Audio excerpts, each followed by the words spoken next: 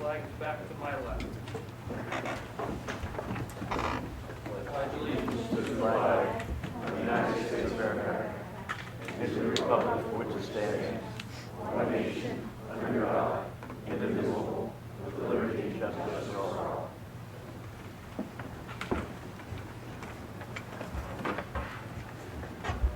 Roll call. Thank you, Mr. President.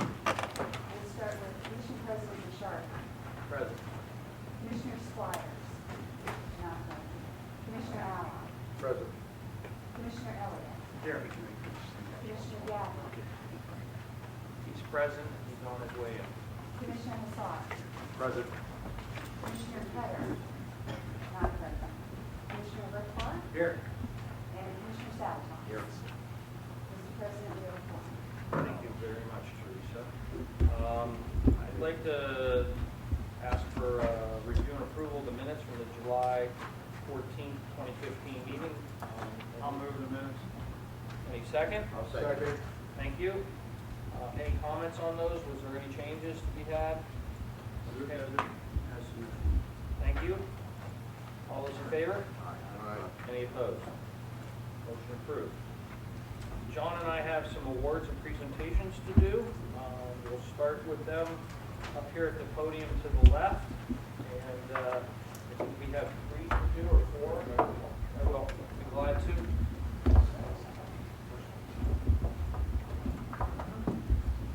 Good morning, everyone. So I always say this is the best part of the two-day meeting is to be able to recognize individuals who've helped us over the past year accomplish the mission of Resource First, and as an agency, and some are both some are employees that work for us, and other are outside individuals that have helped us on the public front. So the first recognition goes to Waterways Conservation Officer Michael Johnson. It's the National Association of State Voting Law Administrators 2015 Butch Potts Voting Officer of the Year Award. If I can ask Officer Johnson, who's Assistant Supervisor Hopkins, and Colonel Britcher to join me up here at the podium. Each year, NASBLA recognizes officers from around the country for their efforts in keeping our waterways and boaters that use them safe. Each state selects their individual award winner, who then competes with 3 regions for national recognition. Those 3 officers selected at the regional level then move to the national level for selection as the National Voting Officer of the Year. Pennsylvania is in the Northern Caucus, comprised of 21 states from Michigan to Maine. Waterways Conservation Officer Michael Johnson was selected as Pennsylvania, the Northern Caucus Voting Officer of the Year. WCO Johnson has been assigned to Central Allegheny County District, so that makes you a buck here, for his last year, with half serving from the Southeast region. Due to his superior performance, he was nominated for not only Voting Officer of the Year, but also as the Southwest Region's Top Gun and Northeast Conservation Law Enforcement Chiefs Association Officer of the Year. Michael was a top performer in the Southwest region, leading the region in on-the-water boat patrol days. He's excelled in boat law enforcement and has excellent boating under the influence detection skills. This was evidenced by his 7 DUI arrests and 2 assists in 2014.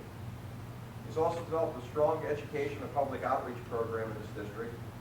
In 2014, facilitated 2 safe boating courses, presented 8 additional boating safety programs. He also actively participates in Pittsburgh Safe Boating Council on behalf of the Captain Commission. WCO Johnson has an excellent working relationship with their boating safety partners, which include the Army Corps of Engineers, U.S. Coast Guard, and the Pittsburgh Police River Rescue. This relationship has enabled the Fish and Boat Commission to ensure safe boating on the busy 3 rivers, especially during many of the marine events that take place in Pittsburgh every year. WCO Johnson is a team player and a true asset to the Pennsylvania Fish and Boat Commission's Bureau of Law Enforcement and the entire agency. It's my pleasure to award WCO Michael Johnson with the re-award WCO Michael Johnson with the NASBLA Butch Potts Voting Officer of the Year Award. Thanks for that.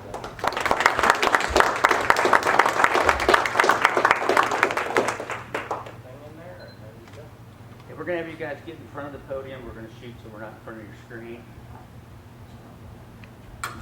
Step up a little bit this way. Oh, kind of a half This moon. way. Commissioner Ellie, can you slide down out of? There you go. John, we need you to join in tighter, guys. Tighter. There we go. We're gonna take a couple here. Come on here. One more.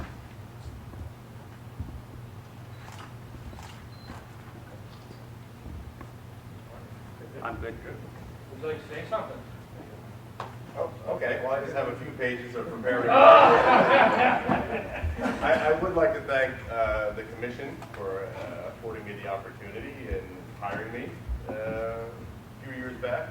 And I'd like to thank the leadership of Colonel Britcher, my captain, Captain Chris, and the person I deal with on a daily basis, Sergeant Hopkins, for mentoring me and to hopefully be an asset to the agency.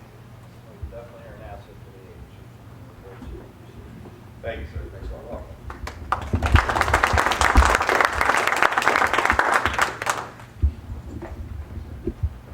Our next award is from the National Association of State Voting Law Administrators, the 2015 Voting Education of the Year Award for Pennsylvania, presented to Jim D'Alessandro. Jim's a Fish and Boat Commission seasonal educator in the Southwest region and is here today. And Jim, if you could make your way up to the front, maybe bring your lovely white hat with you, and Christy and Mandy, please join us up too. You got to take pictures. Yes. The Voting Educator of the Year Award was launched by the National Association of State Voting Law Administrators in 2011 to recognize those who excel at engaging students and voters, raise awareness, and make voting education initiatives relevant, thorough, and exciting. Jim began working with the PFBC in 1998 as a volunteer fishing skills instructor. I didn't think you were that old, Jim. In 2004, Jim was certified as a basic voting instructor and began teaching basic voting courses as a PFBC volunteer. After retiring from his career as manager of customer service with GTE, Jim was hired by the PFBC as a seasonal educator in the Southwest region of the state in 2008. Jim's duties include delivering voting safety and angler education programs throughout the Pennsylvania Southwest region. Since 2004, Jim has taught 122 voting education courses to more than 2,300 adults and youth. In addition to the basic voting course, Jim also teaches the PFBC's Voting and Water Safety Awareness course. The BWSA course is focused on educating school students about water safety and includes both classroom and in-water sessions. The BWSA course also qualifies students to receive their Pennsylvania Voting Safety Certificate. Jim has a great passion for educating others in voting safety. Class participants often remark at Jim's enthusiasm and ability to make an 8-hour classroom course both interesting and engaging. The knowledge and stories Jim shares with his students are captivating, yet extremely and effectively relaying crucial information that someday may save someone's life. Jim's love of the outdoors and aspiration to educate others is evident both personally and professionally, and I've seen that firsthand. Jim is former president of the Pennsylvania chapter of BASS Federation and continues to remain an active member of his local club. He also volunteers as president of the Friends of Keystone State Park, where he and his wife Pat assist with and organize a variety of activities and events throughout the year. So the commission congratulates both Jim D'Alessandro, his Voting Education of the Year Award, and his wife Pat.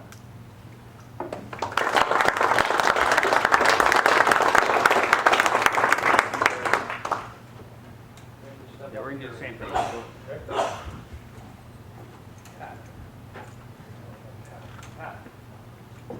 Probably deserve that just as much. Yeah, we need you guys to move down a little bit this way so we don't have John and the screen behind him. Slide down a little bit. There you go. In tighter. There you go. We're gonna take a couple here. A couple more. Okay, we're good. Thank you. like to say something, Jim? Yes, I would like to say that I wouldn't have been able to receive this award. First of all, thank the commission for it, and thank Christy and Mandy for all the support that they give me through the year. Without them, I wouldn't be able to be standing here in front of you today. I'd like to thank all of the officers who attend the boating safety courses with me so that they can help to enforce the fact that people need to really be safe on the water. Again, I thank you very much, and thank you for the opportunity.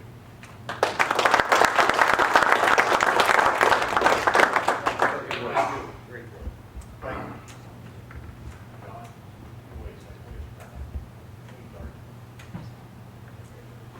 Thank you.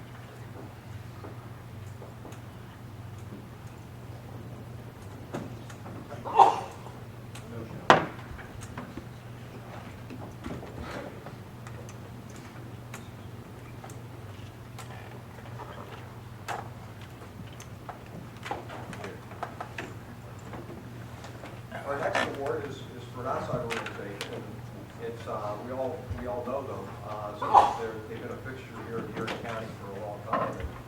And I'd like to present the Resource First Award to Jerry Stripsack, who's representing Sons of Lake Erie today as their president. Jerry and Ed Kissel, Ed's also here, two longstanding members and officers of the Sons. Can you please join us up here in front? And I got a few words to say about why the Sons deserve this award, but I really don't have enough words to explain. The Sons, which stands for Save Our Native Species, does a heck of a fish run. We all experienced that last night. They're also the Lake Erie Fishing Club, and it's been an active organization, more than 3,000 members. Most of us in this room are one, especially those of us that attended the fish fry last night. And I've been one since real early in my career. They were established in 1981, and they champion efforts to protect, conserve, and enhance fisheries of Lake Erie and the recreational fishing that make Lake Erie the fishing capital of Pennsylvania. This organization has supported the Fish and Boat Commission in developing regulations that protect the health of the Lake Erie fishery. Sons is an important member of the PFBC's Cooperative Nursery Program, and has created a fish hatchery that annually produces 1 million walleye and 2 million perch. Hopefully I'll catch some of those in the next couple of days, guys. These species are stocked in Presque Isle Bay in addition to steelhead and brown trout. The hatchery supplements wild species to fulfill the conservation needs of the angling public. The Sons also participate in PFBC Stream Habitat Improvement Program and are active in the cleanup and stocking of Cascade Creek, previously polluted stream. They annually built and place fish habitat structures in the Presque Isle Bay in conjunction with the Lake Habitat Improvement Program to enhance the bay's fishery. Sons continues to be a great leader in support of free public access to the waters of Presque Isle Bay and Lake Erie. As a result of Sons' efforts, the City of Erie has passed ordinances and regulations that provides free public access in all new developments on Presque Isle Bay.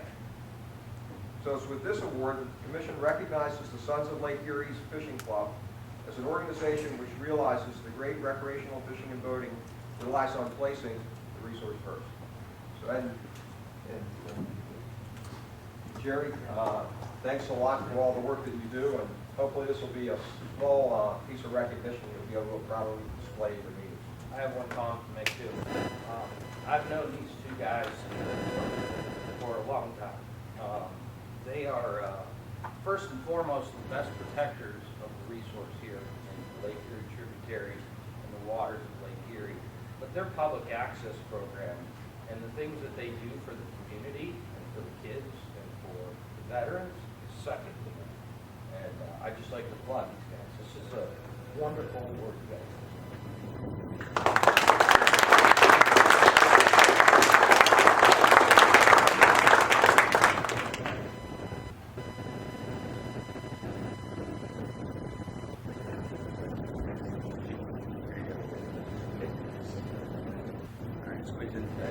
Tighter guy. Fighter? Tighter. Pick up this. Couple.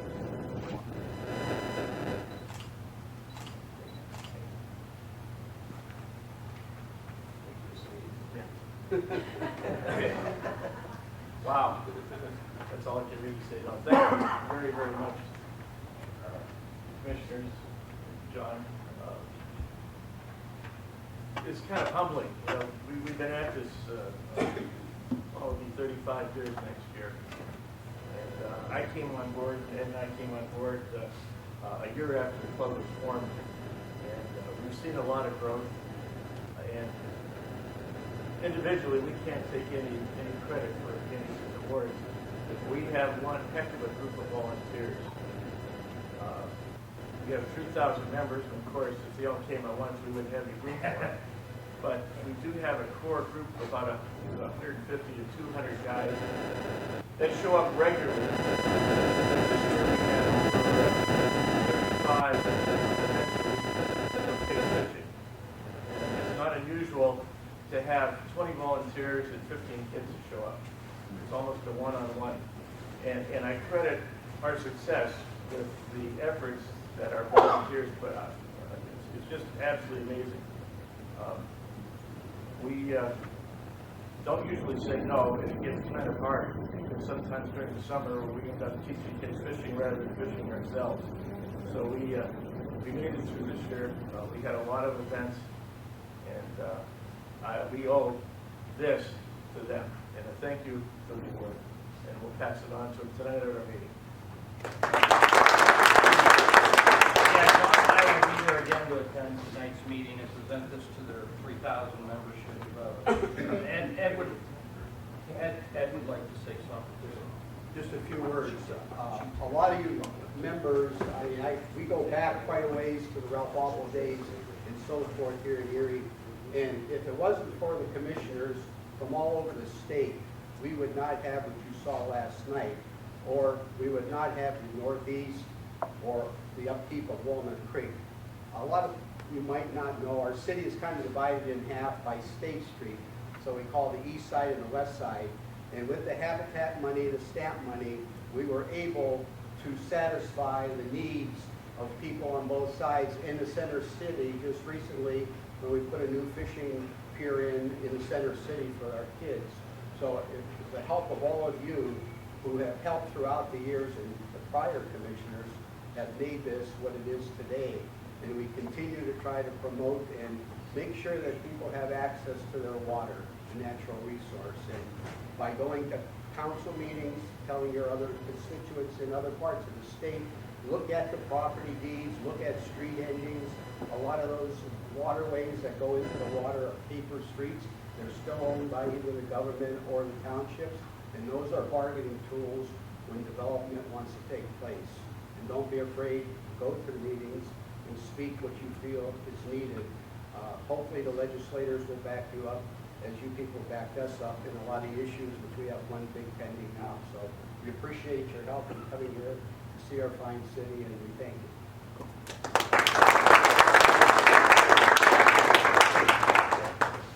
Jerry, hold that print up for a second. I got to give special recognition to Ted Walk. Ted's been able to personalize these awards with prints, and I know prints are near and dear to the son's heart in the stomach.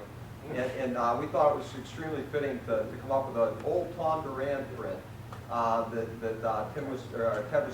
Ted Walk was able to get reprinted to present to the sons today. So proudly display that, Jerry. Thank you. Thank you again.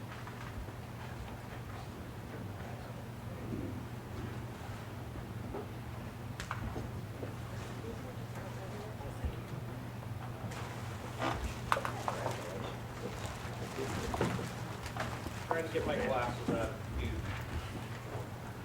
We will start with the executive director's report as soon as you're ready. I'm ready, and since I give you an update I'd switch it up a little bit today and get that projector running again, Corey. I was just out at the Association of Fish and Wildlife Services annual meeting in Tucson, Arizona, talking about both state business and national business and how the two intertwine.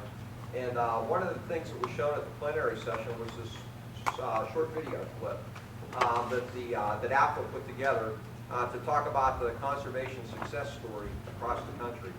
And you'll see the theme of that story fits very well with Pennsylvania, and it's hopefully a prelude to a great film that Ted Block is producing to talk about the history of our success story in conservation and recreation in Pennsylvania as we celebrate going into next year's 150th anniversary. So, yeah.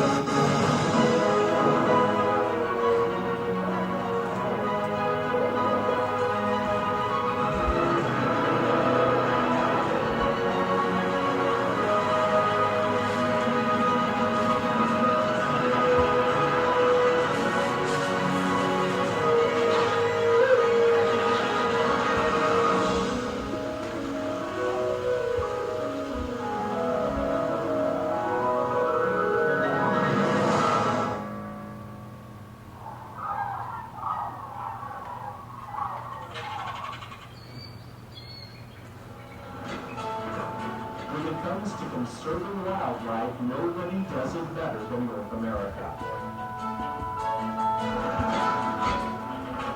The United States and Canada are world leaders in wildlife conservation.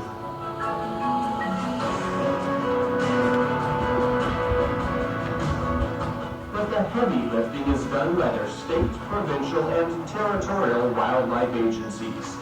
Their collective contribution to conservation is unparalleled, and it starts with a highly qualified workforce of biologists and other professionals who are passionate about conserving wildlife for future generations. In the United States alone, state wildlife agencies employ nearly 50,000 full and part-time employees. That includes more than 11,000 degree biologists devoted to managing and conserving wildlife, and more than 8,000 certified law enforcement officers protecting the public's wildlife. It's numbers like those that make you start to understand the tremendous impact of state-led conservation. Oh, and don't forget volunteers. Over 190,000 volunteers work with state wildlife agencies every year. Another way those agencies contribute to conservation is by managing land and water for the benefit of wildlife and outdoor recreation. State wildlife agencies manage or control more than 465 million acres of land and 168 million acres of water. That's about 990,000 square miles of wildlife habitat. It's almost 4 times the size of Texas, more than 8 times the size of Arizona, or about 480 million football fields. Improving habitat, managing wildlife, and restoring endangered species takes a lot of money. The financial muscle of state wildlife agencies to make a difference for wildlife cannot be overstated.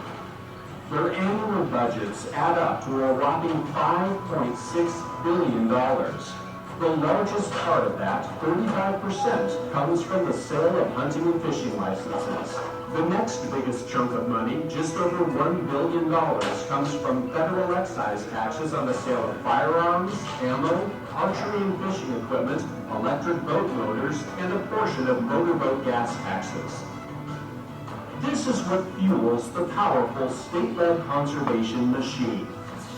People, habitat, and financial resources. They keep North America's wildlife conservation machine moving forward. Connecting people to wildlife-related outdoor recreation opportunities and conserving fish and wildlife for future generations to enjoy.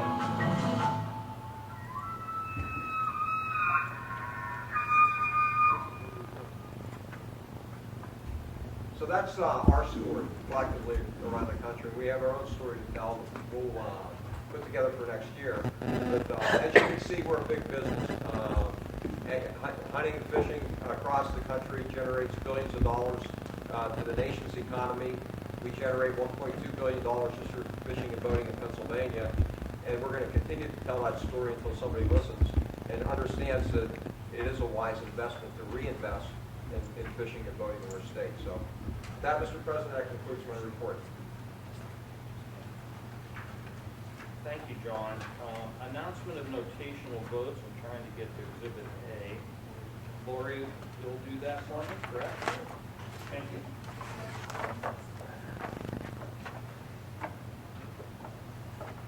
For those of you who may not know me, I'm Lori Shepler. I'm the agency's chief counsel.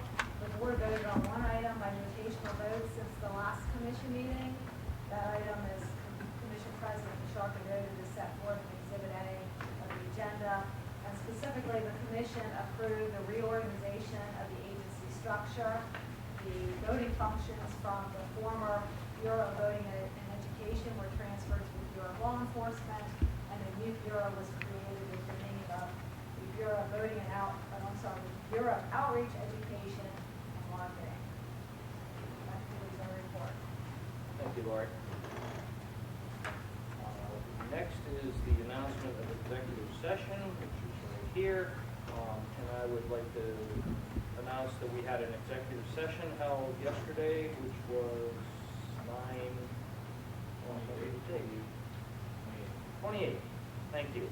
And that began at 8 o'clock a.m. and concluded at 9, and then reopened for a slight bit at 10 o'clock to finish. And we discussed personnel, real estate, and litigation matters that will come before the board and other things during the course of the day today and other weeks. Reports of committee. The first one is executive and administrative, so I'm still up. On executive administrative committee, we had no final or proposed rulemaking or designations. We did discuss and will be published on our website the dates for the meetings in 2016, a budget review, easement access for the Bureau of Cronyville in Crawford County, which is one of our Lake Erie stamp properties that was acquired, 2 other property dispositions at Hereford Manor, and then we had some discussion items right on that, and extremely important stuff on the Southwick report specifically that will lead to some review of our sales and marketing efforts. And that concludes my report, and we'll flow into voting. Norm? Thank you, Mr. President. We had a voting committee meeting earlier this morning, and we have considered a number of final rulemaking items as well as proposed rulemaking items.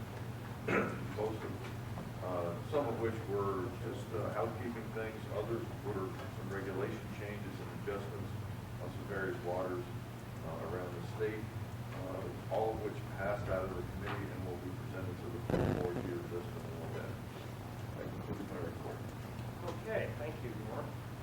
Moving on, Commissioner Squires has had to go for some business today and has left us. I'm going to give the Fisheries Committee report.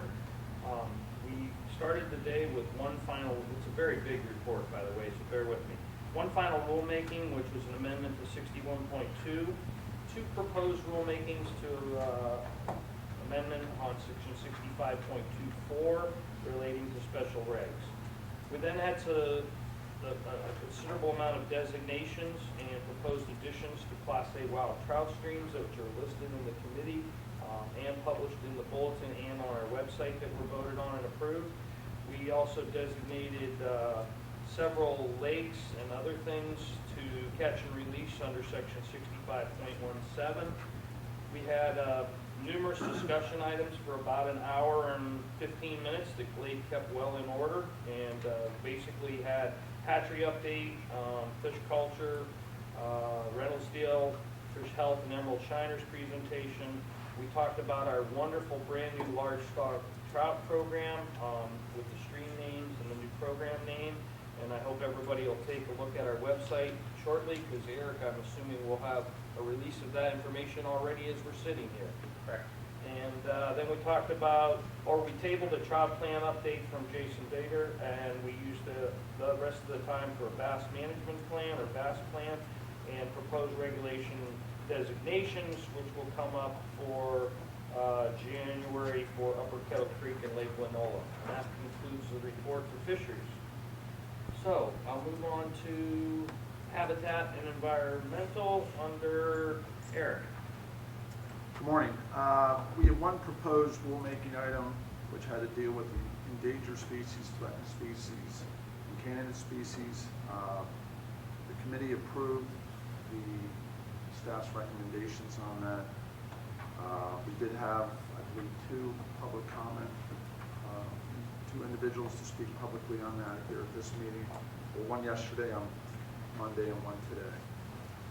Other items we discussed was fish passage and habitat restoration on the Solomon Creek in Luzerne County.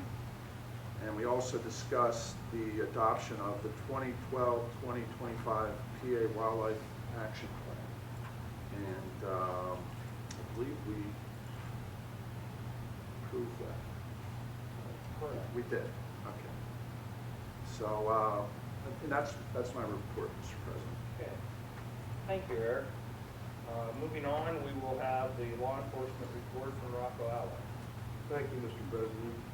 The Law Enforcement Committee met this morning. We had no final rulemaking or proposed rulemaking. Our discussion items revolved around the pollution hotline, and there were several actually general calls to that with very little to do with pollution. Corey gave us an update on the WCO class, and of course we talked about rotations. That concludes my report. Thank you. You're welcome. Thank you, Rocco. And moving on to legislation and public outreach, Commissioner Kelly. Thank you, Mr. President. We had several discussion items. Tim Schaefer gave us a legislative update indicating that the Legislative Budget and Finance Committee had begun their triennial audit. He announced that we're going to again have our district legislative events out in all our areas, and he'll be in contact with us to arrange dates and coordinate that. He gave us an update on our severance tax initiative and progress that we were making with that, and talked about Senator Brewster's co-sponsor memorandum for a license increase. We now have a total of 6 senators on there, and that's moving in a good direction.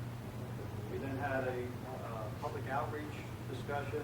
Steve Kralik headed that, updated us on kayak fishing programs that have taken place, and also gave us a presentation on the Labor Day Metro fishing opportunity. That concludes my report. Moving forward, public comment to commissioners and staff. Do we have any public comment? Have anyone in the public that want to make any more comment? Thank you. Moving forward, we are going to go into executive administration.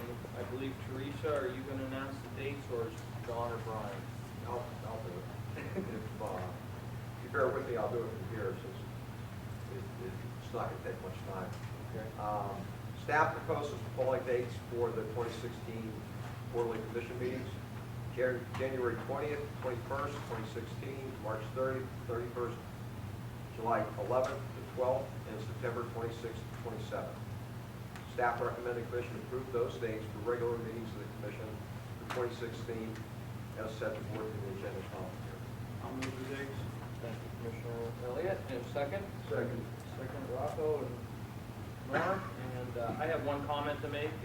Those dates are selected by Teresa and John to not coincide with any other meetings, but one of the most important parts of these dates is March 30th and March 31st of 2016.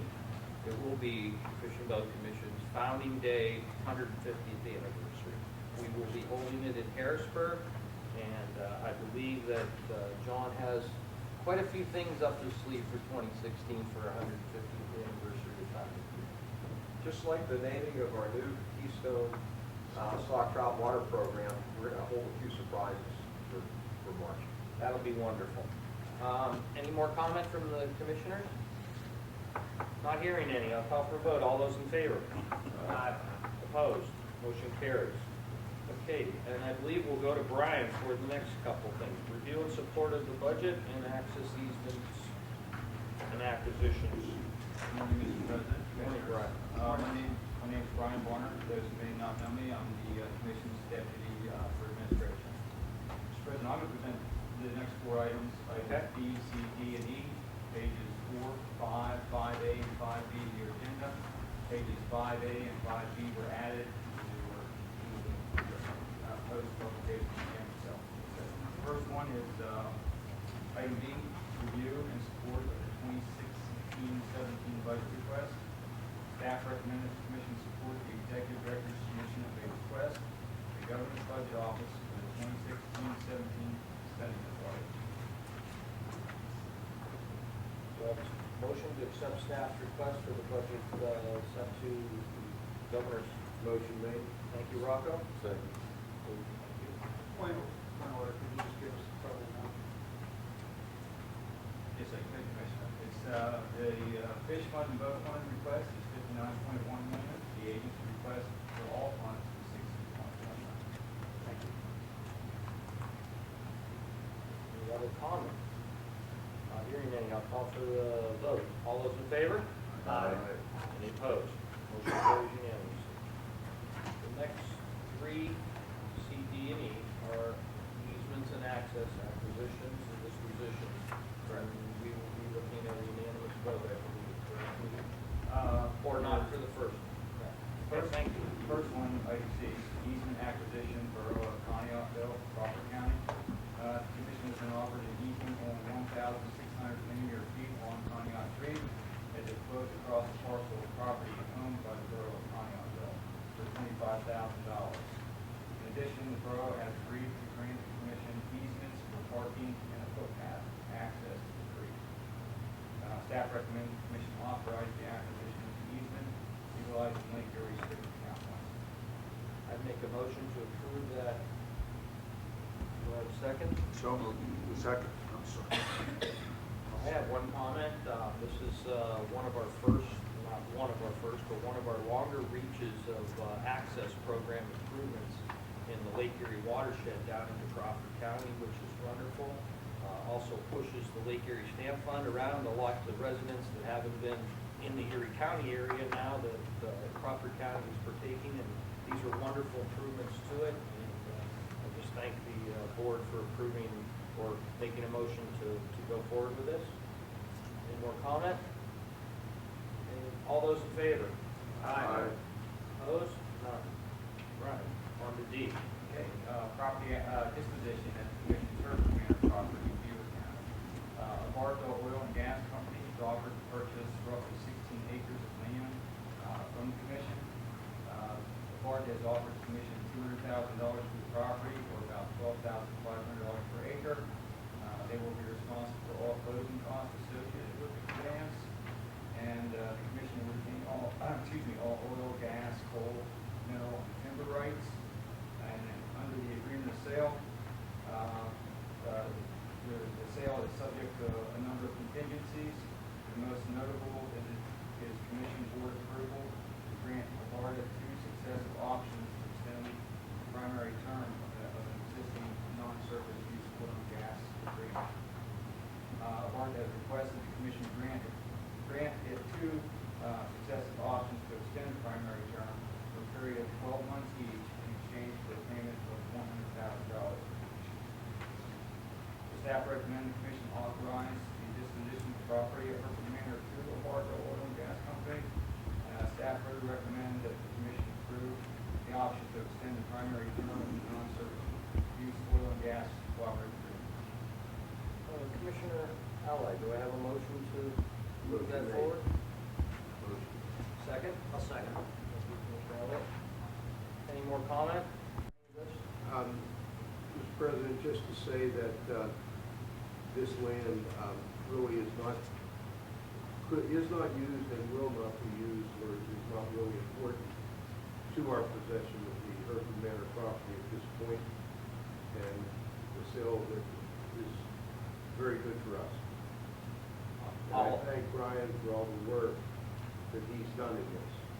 I'll add that Rocco's been instrumental in working with the people around Hereford Manor, and that they're all in agreement that this little piece of 16 acres for the overall property is not following for the airport, which is a need that they have. So we'll move forward and call for the vote. Oh, I'm sorry. Go Point of ahead. order, I would just ask that we raise our hands on this vote since it does require 100% in Unanimous. the affirmative. Great idea, Lenore. Thank you. Okay, I'll call for the vote. All those in favor? Any opposed? Motion carries unanimously. Second one? This is the sister project, the one we just talked about. It's also a property disposition at the Commission's for Premier property. The Zealand Local Airport Authority has offered to purchase 37 acres of property from the Commission.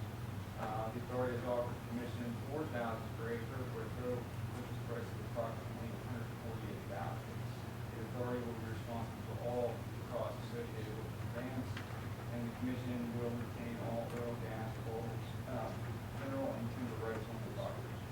Staff recommends the Commission authorize disposition of the property as per the manner to the airport authority. Thank you, Brian. Do I have a motion to accept staff? Thank you, Rocco. Second, Warren Elliott. Again, any more comment on this one, or do we have? Comment would be the same. Okay, thank you. And same vote, we will do it by raising of the hands. I'll call for the vote. All those in favor? Any opposed? Motion carries unanimously. Thank you. All right, moving on. Brian, are we going to have Corey or Andy up? Corey? Thank you, Bodie.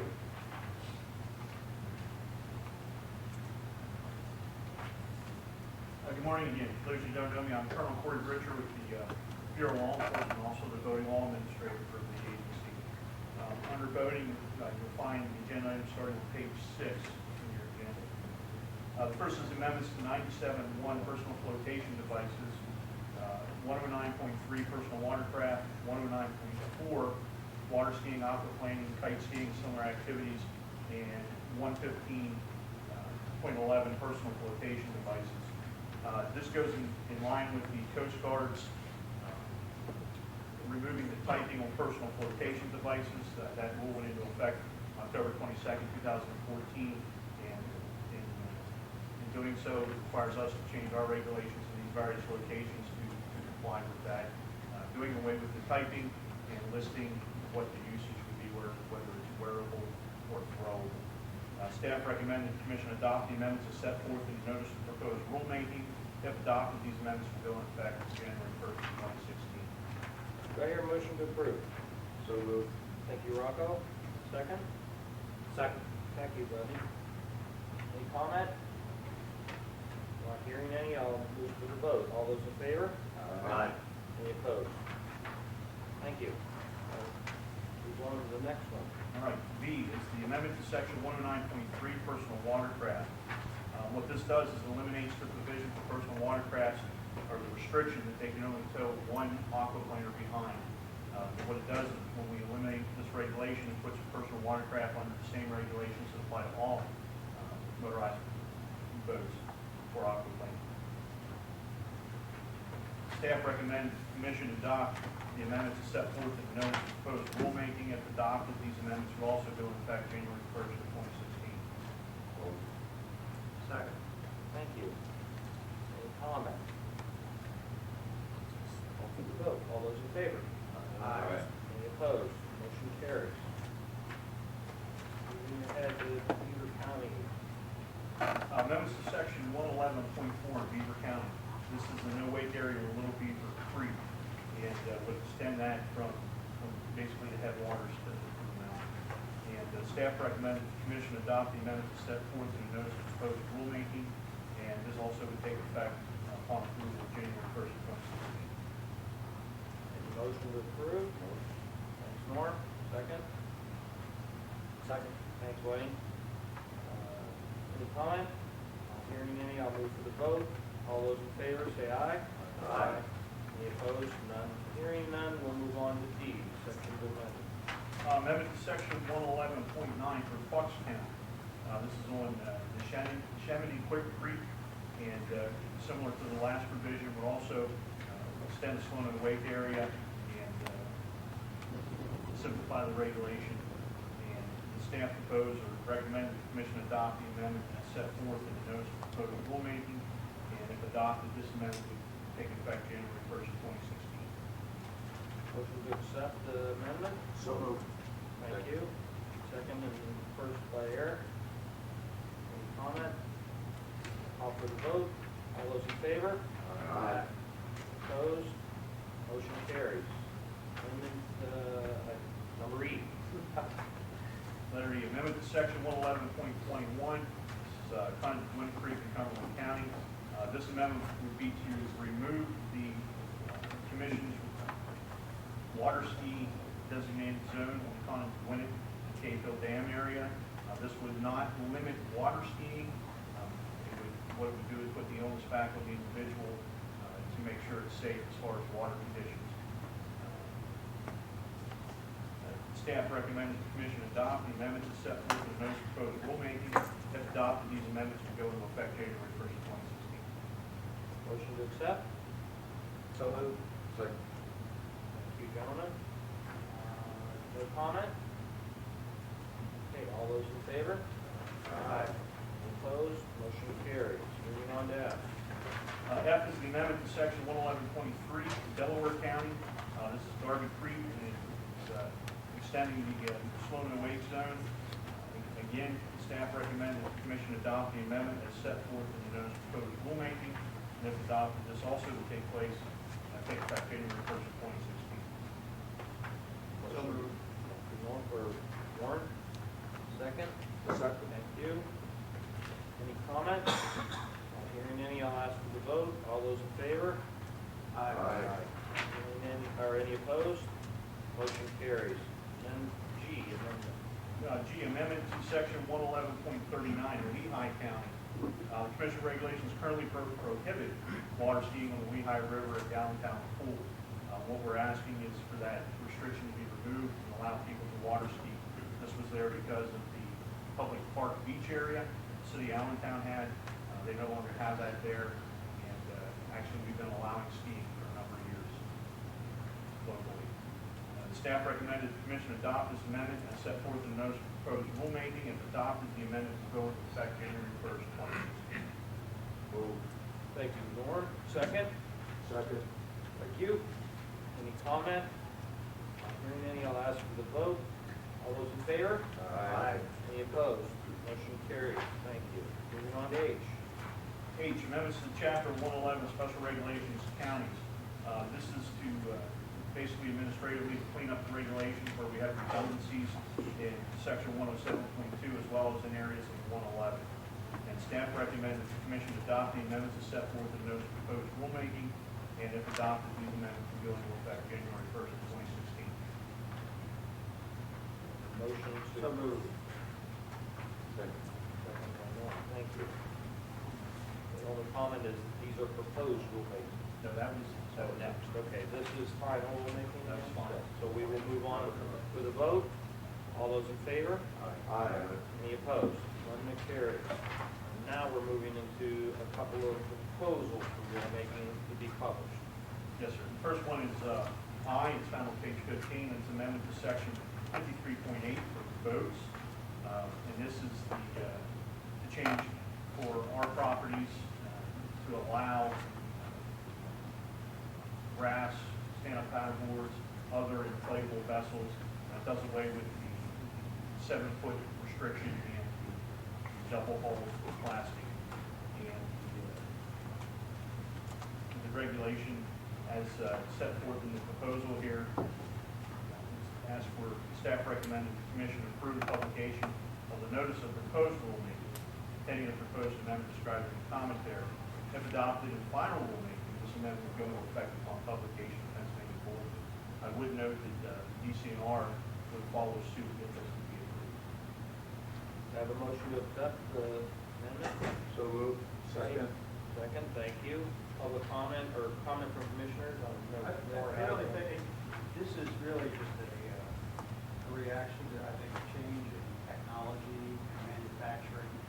I think we and you feel very comfortable that these are safe.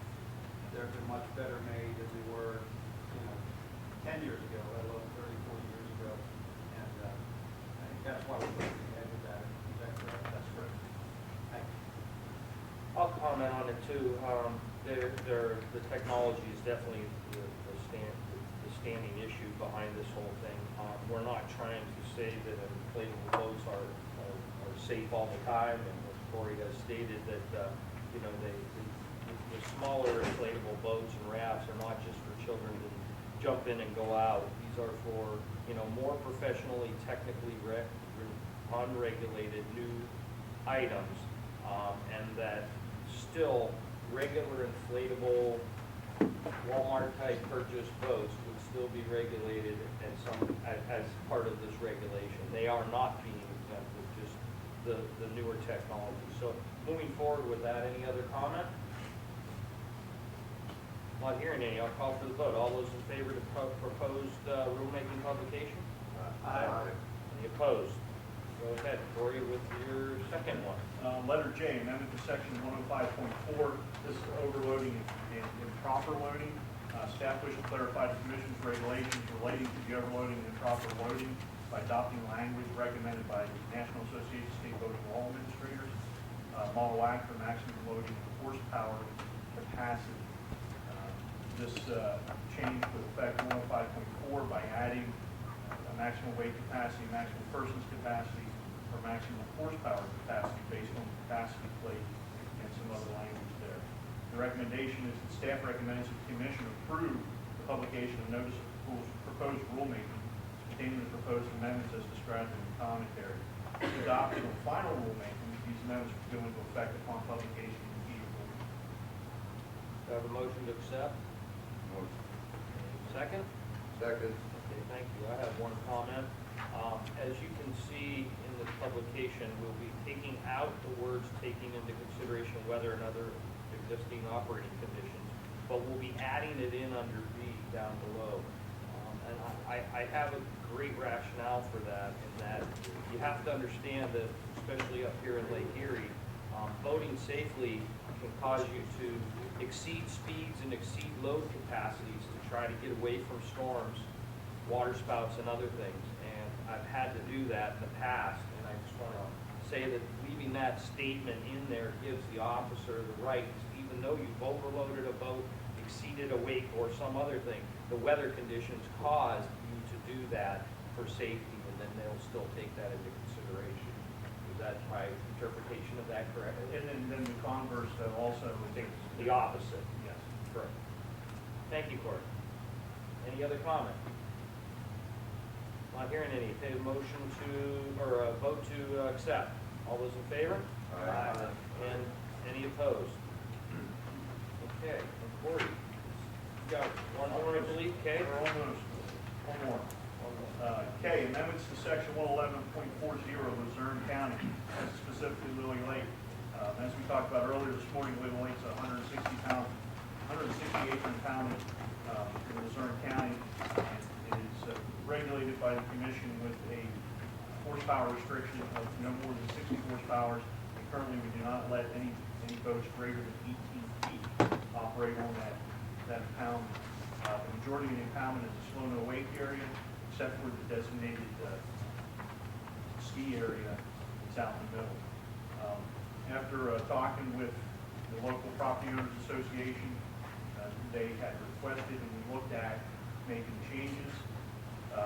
Locally, we thought that raising the horsepower restriction would not be beneficial to the mission of the agency, but we did look at it, and staff is recommending that we make a change to allow boats up to 20 feet on length. So staff is recommending that the commission approve the publication of the notice of proposed rulemaking containing the proposed amendment described in the commentary. If adopted on final rulemaking, this amendment will go into effect on publication of the rule. So moved. Second. Second. Thank you, Warren. This will go out for public comment. I'm sure we'll receive a few on it. And the only comment I'll make is that boats greater than a 60 horsepower is the largest horsepower regulation we have on any lake in Pennsylvania. But the fact that they now can have a smaller boat with a smaller horsepower, or a larger boat with a smaller horsepower, is to give the people with pontoon boats a little larger size, but they also proceed a slow moving period. So thank you. Any other comment? Not hearing any. I have a call for the vote. All those in favor? Aye. And any opposed? Motion carries. That concludes. Thank you, Mr. President, And Commissioners. we'll move on to Andy, I believe, for fisheries.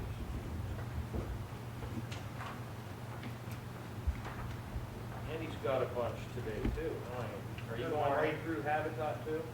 I'll do fisheries and habitat. Thank you very We'll much. do fisheries first. Good morning, I'm Andy Shiels, I'm the Deputy Director for Field Operations. And first up, we have an item for final rulemaking in fisheries.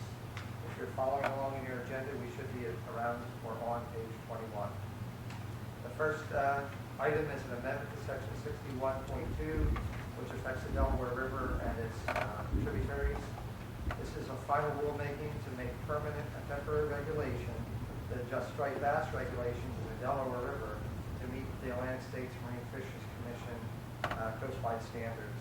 This is housekeeping in effect. This is a temporary regulation the Executive Director put in place before the March 2015 fishing season, and this is a follow-up to make this permanent and affect striped bass one per day and a slot limit of 21 to 25 inches in the Delaware River and estuary. This was approved yesterday at the committee meeting, and if adopted, this will go into effect on January 1, 2016 as a permanent regulation. It's already a temporary regulation. Yeah, thank you. Second? Second. Any comment? In favor? Aye. Any opposed? Thank you. Moving on to B. Okay, the second item is amendment to section 65.24, which is miscellaneous special regulations, and this is particular to Possum Lake in Cumberland County. This would extend the current catch and release regulations past June 18, 2016, in which they were to expire, to further allow the fishery to develop. This lake was rehabilitated and refilled, and the fishery, the warm water fishery, is not quite developed to where we're willing to open it up to harvest. There will be a companion to this in the next agenda item. Will be very similar. This regulation, if adopted on final rulemaking, would go into effect June 19, 2016, when the current regulation expires. It was approved yesterday. Motion to accept the amendment. So moved. And a second? Second. And comment from Mr. Elliott. Yeah, I didn't think of it yesterday, but, I mean, this kind of doesn't set an end date or provide the public with an end goal. We don't know how, the public really doesn't know what the biologist's measurements are. So I just think it would be fair, rather than just have this end date that goes on forever, maybe, annually or something, could you report back and that way the public might know if we're getting close or way off? You know what I'm saying? Yeah, we could do that. Okay. We don't need to put that in motion or anything. I just think it'd be fair to get back and say, hey, we're almost there, or no, it's going to be a while. At some point, regular intervals in the future. You all right with that, John? Yeah, we can do that at the committee meeting reports. Okay, Just an update. Thank you, Mr. President. That's a wonderful idea, folks. Any more comment? Not hearing any, I'll ask for the vote. All those in favor? Aye. Any opposed? Motion carries. Moving on to Leisure Lake, the same idea for Yep. Leisure Lake. Similar story, different lake, amendment 65.24, Beezer Lake in Lehigh County. Again, it's the extended catch and release regulations past June 18 to further allow the fishery to develop. And this is the same result. If adopted on final rulemaking, the amendment will go in effect on June 19, 2016. This was approved in committee. Motion to accept. Second? Second. Okay. Same comment, I'm sure, from Commissioner Elliott. And hearing any other comment? Thank you. Call for the vote. All those in favor? Aye. Any opposed? Motion carries. Next Moving on several, to some big designations. the next several items are designations. The first one up is classification of wild trout stream. For those proposed additions, revisions, and removals, and you heard a presentation yesterday in committee that there were 102 waters to be added that met the criteria for wild trout. These are distributed pretty well across Pennsylvania, including some in some non-traditional areas such as Chester County and southeastern Pennsylvania. If approved, these additions, revisions, and will go into effect upon publication of a second notice in the Pennsylvania Bulletin. These have already been noticed in the bulletin, as is our practice, prior to bringing them to a commission meeting. I have a motion to accept. Second? Thank you. And Andy, I'd just like to ask one thing. Could you just address the public comments, how many there were, if you have that in front of you? Yes, the commission received a total of 35 public comments regarding the proposed designations, 31 during and 4 after the official comment period. There was overwhelming support for the designations, and copies of all the public comments were provided to the commission. Thank you, Andy. Any other comment? I'll call for the vote. All those in favor?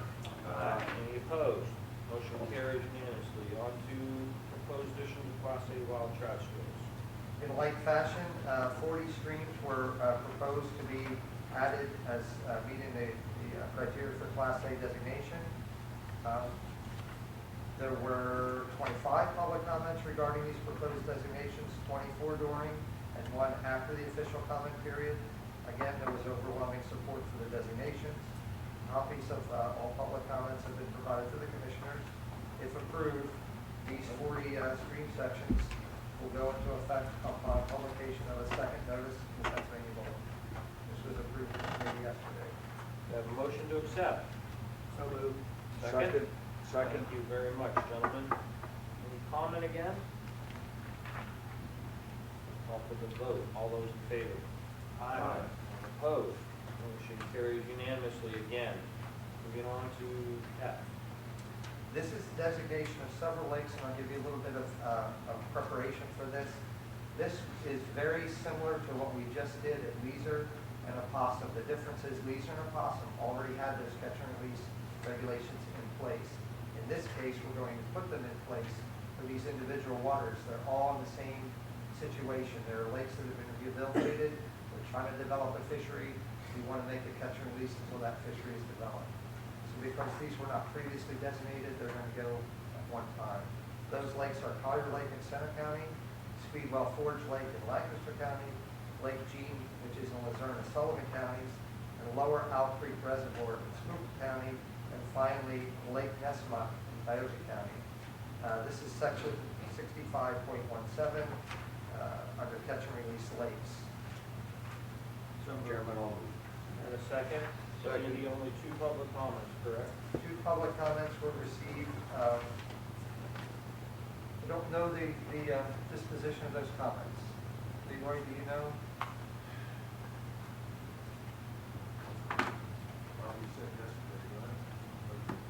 There was nothing, no one.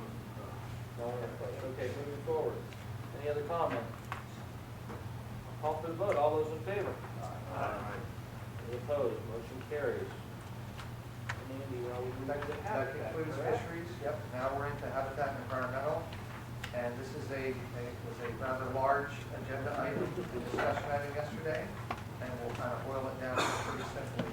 This is proposed rulemaking.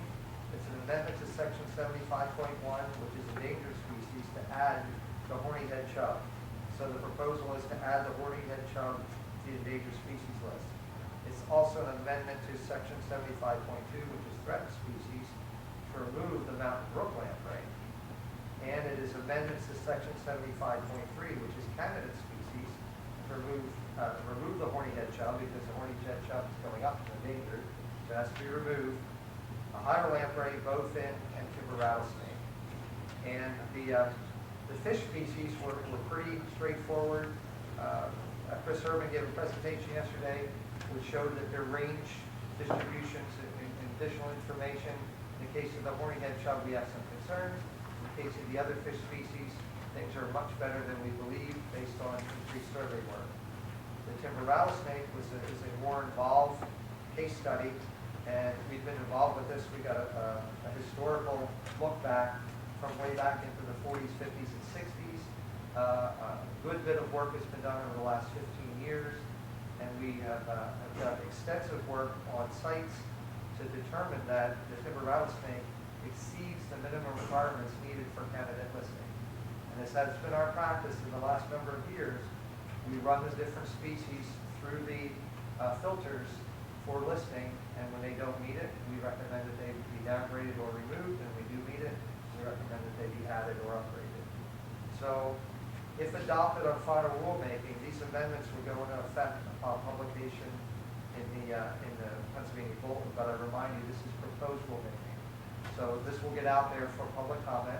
We had 2 people commenting at this particular meeting. Do I have a motion to accept? So moved.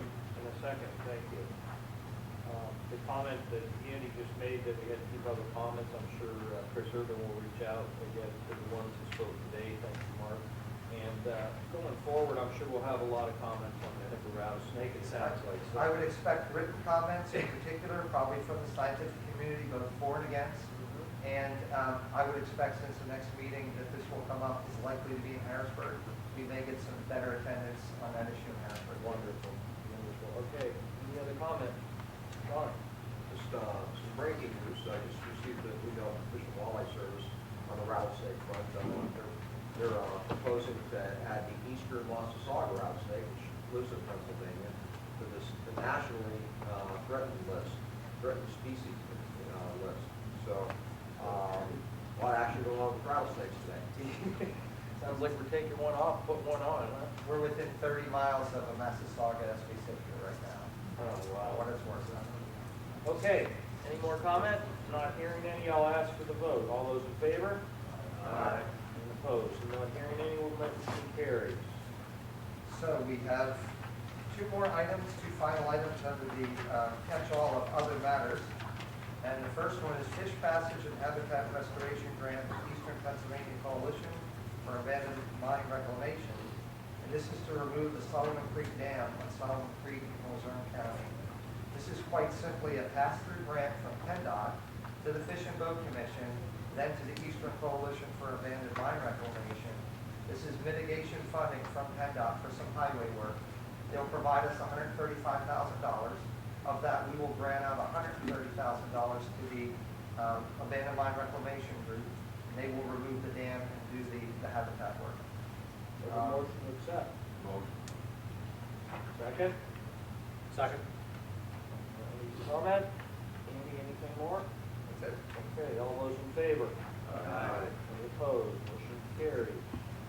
And finally, adoption of the 2012 to 2025, so 13 years, Pennsylvania Wildlife Action Plan. As it sat on this podium yesterday, that plan is this high, and it had over 2,500 pages in it. This is a very extensive program and plan that was put together, a combination of the Game Commission and the Fish and Boat Commission and staff from both. This comprehensive plan for 2015, the 2015 plan includes all major taxonomic animal groups for both game and fish, a total of 664 species of greatest conservation need have been identified in the plan. Of that 664 species, the Pennsylvania Fish and Boat Commission jurisdictional species include 65 fish, 18 amphibians, 22 reptiles, 50 mussels, and 175 other aquatic invertebrates. This plan will be in effect until 2025. We ask that, before I get to this, we're going to ask for you to adopt this because it is, according to Fish and Wildlife Service, they want the approval from the parent agencies. This revised plan is actually due on October 1st, so it's due in a day or so from now. And you received a presentation on this yesterday. We recommend that you adopt the 2015 Pennsylvania Wildlife Action Plan as approved by the Executive Director. Mr. Chairman, I move we adopt the plan. Thank you, Bill. Second? Second. I have a comment too, so go ahead.